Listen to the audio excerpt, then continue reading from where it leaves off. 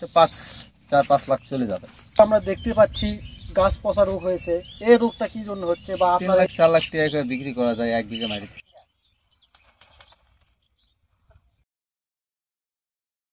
আজকে আমরা প্রত্যন্ত গ্রামের এক কৃষকের গল্প শুনবো, যিনি খুবই অল্প বয়সে বিভিন্ন ধরনের শাকসবজি এবং আটসবজি আবাদ করে তিনি সফল হয়েছেন, কিন্তু এবারে আগাম টমেটো চাষ করে তিনি একটু বিপাকেই পড়েছেন। তার পুরো গল্পটি আমরা শুনবো, আর এই পুরো গল্প জুড়েই আমি রয়েছি মোহাম্মদ জামিনুল ইসলাম, আর আমার সঙ্গে রয়েছেন মোহাম্মদ রানা মিয়া। আসসালামু আলাইকুম রানা ভাই, কেমন আছেন? ওয়ালাইকুম আসসালাম, আলহামদুলিল্লাহ ভালো। ভাই আপনি কেমন আছেন? আছি আলহামদুলিল্লাহ ভালো। ভাই কি করতেছেন এখন? এই তো টমেটো গাছ বাঁধতেছি। তো ভাই আপনি এই টমেটো চাষ করতেছেন, এটা তো পুরো আগাম জাতীয় ফসল, তাই না? হ্যাঁ ভাই, একটু আগাম। তো আমরা আজকে আপনার মুখ থেকে গল্প শুনতে যাচ্ছি কিভাবে আপনি এই টমেটো চাষ করলেন এবং কিভাবে এই টমেটো থেকে আপনি আপনার কাঙ্ক্ষিত সফলতা পাওয়ার চেষ্টা করতেছেন এবং এর আগেও আপনি কি করছেন, এই সকল বিষয়ে আমরা একটু আপনার সাথে আলোচনা করতে চাচ্ছি। আপনি কি আমার দর্শকদেরকে এই বিষয়ে আলোচনা উপহার দিবেন? হ্যাঁ বলেন ভাই। তো প্রথমে আমার দর্শকদেরকে আপনি বলেন আপনার নামটা কি আরেকবার। আমার নাম মোহাম্মদ রানা মিয়া, গ্রাম বাসিলাপাড়া, থানা কালাই, জেলা জয়পুরহাট। তো ভাই আপনি কতদিন ধরে এই কৃষিকাজের সাথে জড়িত? ভাই আমি 5 বছর ধরে এই কৃষিকাজে জড়িত। প্রায় 5 বছর ধরে আমি এই কৃষিকাজে জড়িত। কৃষি আমার পেশা। লেখাপড়া বাদ দিয়ে কৃষি ধরেছি। তখন থেকে আল্লাহ কি করে, কত দূর কি করা যায়। ভাই আমরা লোকমুখে শুনলাম আপনি নাকি অনেক ফসল চাষ করে অনেক সফলতা অর্জন করেছেন, কিন্তু এবারে আপনি বিপাকে রয়েছেন টমেটো চাষ করে, এটা কেন হচ্ছে আপনার সাথে? তাই না, সব বছর তো আর আবহাওয়া এক যায় না। আবহাওয়ার কারণে হয়, এবার অতিরিক্ত বৃষ্টিপাত, এই জন্য গাছের একটু সমস্যা দেখা দিচ্ছে। এই গাছে পচন ধরতেছে, গাছে গোড়া পচন ধরতেছে, এগুলা নানান সমস্যার সম্মুখীন হতে হয় আর কি। কৃষিকাজ করতে গেলে অনেক সমস্যার সম্মুখীন হতে হয়। দেখি আবহাওয়ার কারণে এরকম হচ্ছে, দেখি আল্লাহ কি করে। তাও আলহামদুলিল্লাহ, যাক গাছ ভালোই আছে, খুব সুন্দর গাছ আছে। দেখা যাক আল্লাহ কতদূর কি করা যায়, আল্লাহ কতদূর কি করে। তো ভাই আপনি কত শতাংশ জমিতে এই টমেটো চাষ করছেন? আমার এটা 28 শতাংশ জমি। মূলত এটা 28 শতাংশ জমি। এই 28 শতাংশ জমি থেকে জমিতে আমি চাষ করছি। আর ওখানে আছে 5 শতাংশ জমি, ওটা আরো আগাম। আর ওখানে আছে বেগুন, ওটাও বেশি না, ওটাও 5 শতাংশ। পাশাপাশি আপনি আর অন্য কি চাষ করতেছেন? আমি আরো অনেক কিছু চাষ করি, করলা চাষ করি, বেগুন চাষ করি, চিচিঙ্গা চাষ করি। আর সবজি জাতীয় যত ফসল আছে সবটাই আমার কাছে আছে, আমি সবটাই চাষ করি আর কি। তো আমি দেখতে পাচ্ছি আপনি তো এই যে মালচিং পেপারের মাধ্যমে চাষ করতেছেন, এটার উপকারিতা কি? মালচিং পেপারের উপকারিতা অনেক ভাই। মালচিং পেপার মালচিং পেপার করলে বলা, একবার সার পাঁচ দিলে আর পরবর্তী সার পাঁচ দেওয়া লাগে না। পানি সার পাঁচ ধুয়ে যায় না। আপনার হচ্ছে পোকামাকড়ের আক্রমণ কম হয়। মালচিং পেপারের সুবিধা আছে ভাই, অনেক সুবিধা। তো ভাই আপনার এই চাষাবাদের পিছনে এ পর্যন্ত কত টাকা ইনভেস্ট হয়েছে এই আগাম জাতীয় ফসলের জন্য? ভাই আগাম চাষ করতে গেলে একটু খরচ বেশি হয়। আগামের খরচ এই আমার তাও 40-50 হাজার টাকা চলে গেছে। 28 শতাংশ না, 35 শতাংশ মিলে 40-50 হাজার টাকা চলে গেছে। তো ফসল যদি ভালো হয় এখান থেকে কেমন লাভ আশা করতেছেন? আমরা তো দেখতেছি ফসলের অবস্থা একটু খারাপ, আল্লাহ যদি দেয় ভালো যদি হয় তাহলে কেমন আশা করতেছেন? প্রতি বছর 3 লাখ 4 লাখ টাকা করে বিক্রি করা যায় 1 বিঘা মাটি থেকে। এবার আরও একটু আগাম করছি। প্রতি বছর একটু লেটেই করতাম, এবার আর একটু আগাম করছি। তো দেখা যাক, বাজার দর যদি ভালো থাকে আল্লাহর রহমত, তাও টার্গেট আছে 1,00,000-3 লাখ টাকা বিক্রি করার। আর যদি ভালো বাজার থাকে, আর যদি গাছ ভালো থাকে, তো 4-5 লাখ চলে যাবে।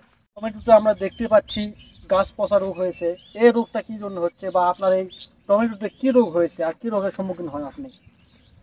হ্যাঁ, এটা প্রতি বছর হয় না মূলত, এবারে অতিরিক্ত বেশি, জানি না কি জন্য হচ্ছে। হয়তোবা গরম অথবা বৃষ্টিপাত বেশি, এই জন্য। কিন্তু এই গরু পচাই ধরে আমার অনেক ক্ষতি হচ্ছে ভাই। আমার প্রায় জমিতে এই গরু পচাই ধরছে। এটা ওষুধ পাতি দিচ্ছি, দেখি আল্লাহ সারায় নাকি। এই গরু পচারিয়ে কিন্তু আমার ক্ষতি হচ্ছে অনেক। ভাই আপনার এই যে টমেটো চাষ করতেছেন, এই টমেটো জাতের নাম কি, যেহেতু আপনি আগাম চাষ করতেছেন? হ্যাঁ, এটা এগ্রিকোলা ভিট লিমিটেডের। এটা হচ্ছে আপনার ওয়ান্ডারফুল 2। এখানে মূলত অর্ধেক অর্ধেক করে দিয়েছি। আর ওই পাশে আছে মঙ্গল রাজা। তো মূলত এটা আগাম বেশি, ওইটা মঙ্গল রাজা। আর এইটা হচ্ছে ওয়ান্ডারফুল টু। এই দুইটা জাতি আপাতত লাগাইছি চেক করার জন্য আর কি। ভাই আপনি যে কৃষিকাজের সাথে জড়িত আছেন, এখানে আপনি আপনার পরিবারের কাছ থেকে কেমন সাপোর্ট পান, এবং যারা নতুনরা এই কৃষিকাজের সাথে যুক্ত হতে চায় তাদের জন্য আপনি কি পরামর্শ দেবেন, এবং এই আগাম জাতের ফসলগুলোর জন্য আপনি কি কি পদক্ষেপ নিতে বলবেন নতুনদেরকে? আমার পরিবার আমাকে অনেক সাপোর্ট করে। আমার পরিবারের সাপোর্ট ছাড়া তো আমি চলতেই পারবো না। আলহামদুলিল্লাহ আমার পরিবার আমাকে অনেক সাপোর্ট করে। আর যারা আগাম করতে চায় টমেটো, জাত ভালো দেখে, যা ভালো জাত সিলেকশন করে করতে পারে, কোনো সমস্যা নেই। এরকম চাষাবাদ করতে গেলে অনেক কিছুর সম্মুখীন হতে হয়। কখনো আবাদ হবে, কখনো হবে না। লাভ লস দুই ভাই, এটাই স্বাভাবিক। আর নতুনদের জন্য কিছু পরামর্শ, যারা নতুনরা আসতে চায় কৃষিতে? নতুনরা তো অনেকেই আসতেছে, অনেক শিক্ষকেরা আসতেছে। শিক্ষকতা ছেড়েও কি এখন স্মার্ট কৃষিতে আসতেছে। এটা হচ্ছে স্মার্ট কৃষি।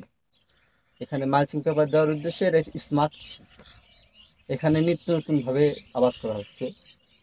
তো যারা নতুনরা আসবে, ভালোভাবে ভালো জাত সিলেকশন করবে, যারা ভালো ভালো মানে আবাদপাতি করতে পারে তাদের থেকে পরামর্শ নেবে। ভিডিও দেখে যে আবাদ করবে এমনটা কোনো কথা না।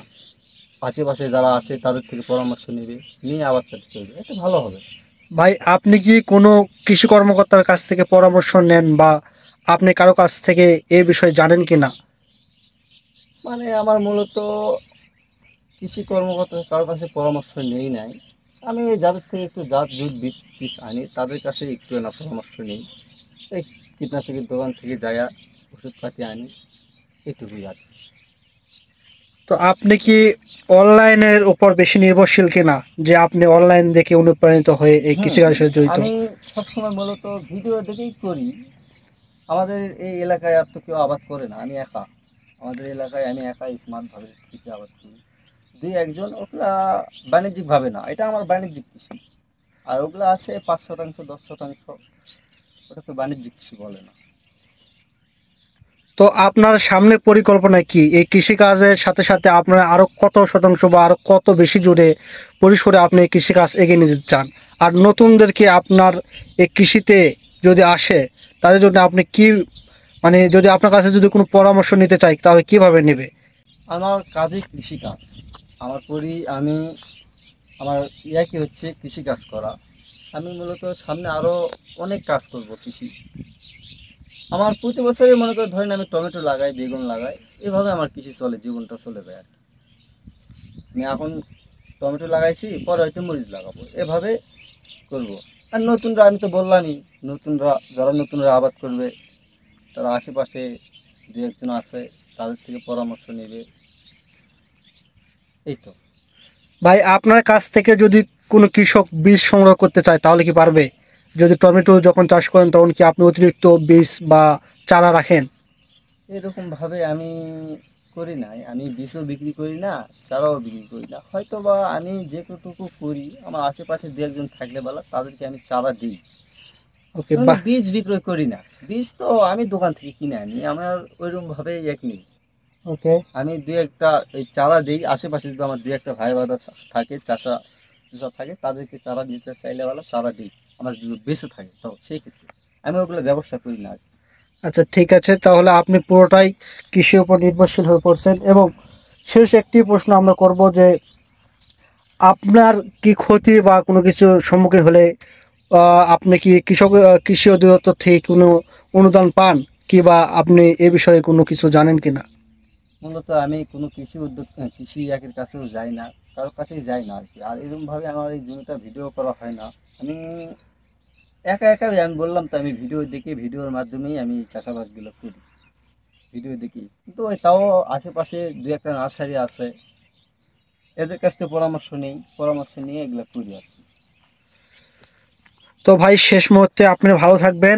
আপনার এই টমেটো আগাম জাতের ফসলটি আপনার উন্নত হোক, একটু বিপাকে দেখতেছি। তারপর আমরা সকলে দোয়া করব যারা ভিডিও দেখবেন এবং যারা এই কৃষিকাজের সাথে জড়িত রয়েছেন তারা সকলে সতর্কতাভাবেই এই কাজগুলো করবেন।